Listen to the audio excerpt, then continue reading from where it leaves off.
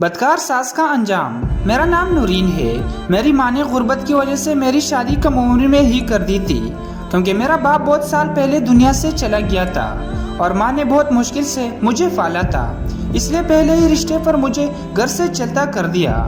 شادی کے بعد مجھے پتہ چلا کہ میرا شوہر میری ساس کا سگا بیٹا نہیں ہے۔ میری ساس نے اس کو اپنی بہن سے لے کر پالا تھا۔ پھر میری ساس کا بھی ایک بیٹا پیدا ہوا اور میرے سسر کی وفات ہو گئی، تو بچپن ہی سے گھر کا سارا خرچہ میرا شوہر چلا رہا تھا۔ میرے شوہر کی آمدنی اگرچہ زیادہ نہیں تھی، لیکن پھر بھی وہ میرا بہت خیال رکھتا تھا۔ جبکہ میرا دیور انتہا درجے کا آوارہ اور لوفر لڑکا تھا، لیکن پھر بھی اپنی ماں کی آنکھ کا تارا تھا، کیونکہ اس کا اپنا خون جو تھا۔ جبکہ میرا شوہر میری ساس کی نظر میں بس کمانے والا مشین تھا۔ پھر ایک دن میرا شوہر گھر سے کمانے گیا اور شام کو اس کی لاش گھر آئی۔ سڑک سے گزرتے ہوئے کسی گاڑی سے ٹکرا گیا تھا۔ میری دنیا ہی اجڑ گئی تھی۔ کچھ دنوں بعد دماغ میں کچھ سوچنے سمجھنے کے قابل ہوا۔ میری ساس نے اپنے کمرے میں بلایا اور کہا کہ تمہارا شوہر تو چلا گیا ہے، تمہارا کیا ارادہ ہے؟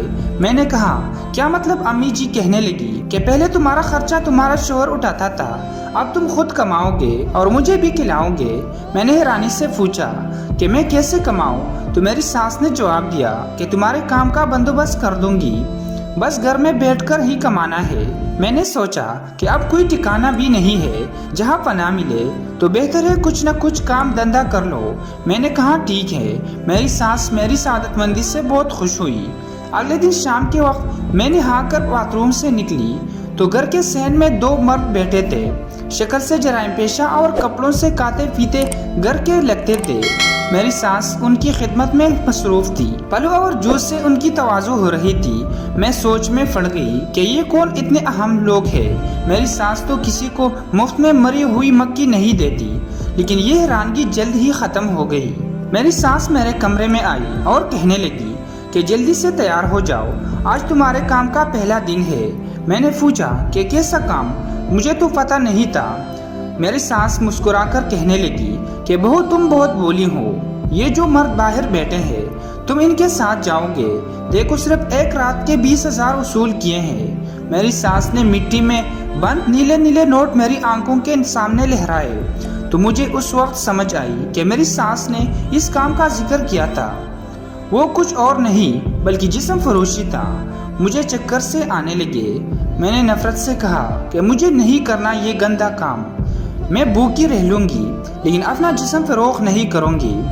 میری ساس ایک دم تیش میں آ گئی اور مجھے بالوں سے پکڑ کر کہنے لگی کہ دیکھو لڑکی، یہاں رہنا ہے تو میری بات ماننے ہی پڑے گی، ورنہ گھر سے نکال دوں گی اور باہر بھی سب لوگ تمہارا جسم ہی نوچیں گے۔ میں نے بہت احتجاج کیا لیکن میری ساس نے دونوں مردوں کی مدد سے مجھے کھینچ کر گھر سے نکالا اور کار میں ڈال دیا۔ ایک آدمی نے ڈرائیور سیٹ سنبھالی اور دوسرا مجھے بازو سے پکڑ کر پچھلی سیٹ پر بیٹھ گیا۔ کار منزل کی طرف چل پڑی۔ میں مسلسل اپنی قسمت پر رو رہی تھی۔ مجھے اپنا شوہر یاد آ رہا تھا۔ اس نے غریب ہونے کے باوجود مجھے عزت اور زندگی کی چھوٹی چھوٹی سہولتیں دے۔ کار ایک رہائشی علاقے میں ایک بڑے بنگلے کی گیٹ پر رکی اور گیٹ کھولنے پر اندر داخل ہوا۔ وہ مجھے کار سے اتار کر دوسری منزل پر ایک کمرے میں لے گئے اور کہا کہ رات تک یہاں آرام کرو، فریج میں پانی اور کھانے پینے کی چیزیں موجود ہیں اور وہاں کوئی چالاکی کرنے کی کوشش مت کرنا، کیونکہ ہم نے تم کو کل صبح بھی حفاظتی تمہاری ماں کے حوالے کرنا ہے۔ ہم رات کو تمہارے پاس آئیں گے اور اپنی ایک فائل وصول کریں گے۔ یہ کہتے ہوئے ایک آدمی نے میری گال پر چٹکی کاٹی اور قہقہ لگا کر کمرے سے نکل گئے۔ جاتے ہوئے دروازے باہر سے لاک کر گئے۔ میں بیڈ پر لیٹ کر کافی دیر تک روتی رہی۔ مجھے اپنا انجام صاف نظر آ رہا تھا۔ بھلے میں نے غربت میں بچپن گزارا تھا لیکن میری ماں نے مجھے ہمیشہ عزت سے جینا سکھایا تھا۔ مغرب کی اذان کی آواز کانوں میں پڑی تو میں نے اٹھ کر کمرے کی کھڑکی کھولی۔ تازہ ہوا اندر آئی تو میری گھبراہٹ کچھ کم ہوئی۔ دیوار سے باہر بہت بڑا درخت تھا، اس کی بڑی بڑی شاخیں کھڑکی تک آئی ہوئی تھی اور ہوا سے جھوم رہی تھی۔ میری سوچیں بچپن میں چلی گئی۔ ہمارے صحن میں بھی ایک بڑا درخت ہوا کرتا تھا، اس پر چڑھ کر میں سارا دن کھیلتی رہتی اور اس کی شاخوں سے جھولتی اور کئی بار گرتی، ماں کے منع کرنے کے باوجود پھر اس درخت پر چڑھ جاتی تھی۔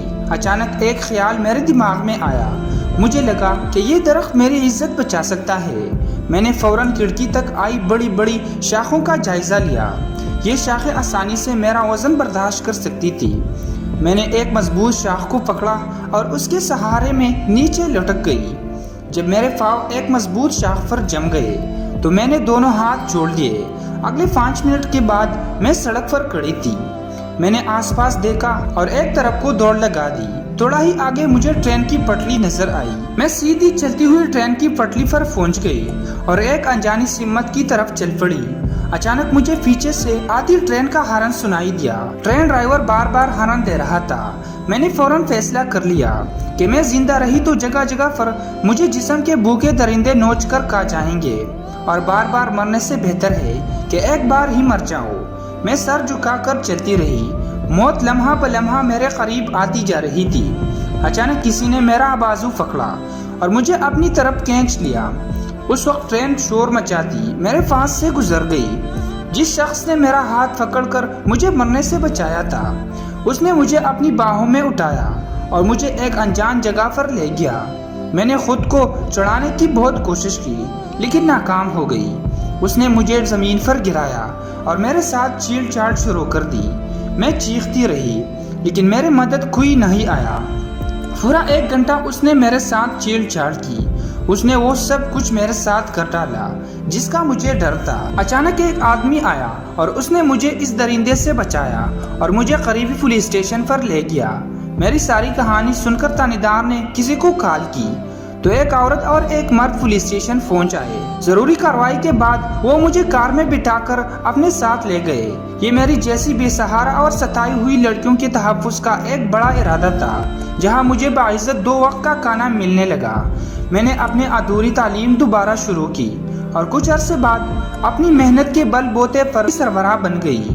آج میں اپنی جیسے بے سہارا عورتوں کو سہارا دیتی ہوں اور ان کی ہمت بنتی ہے، اور آپ لوگوں سے گزارش کرتی ہوں حالات جیسے بھی ہو ان کا مقابلہ کرو، کیونکہ اس میں انسان کی بہتری ہے۔ دوستو، اگر ویڈیو اچھی لگی تو اس ویڈیو کو لائک کریں اور ہماری چینل کو سبسکرائب کریں تاکہ اس طرح انٹرسٹنگ کہانیاں آپ کو ہمیشہ ملتی رہے۔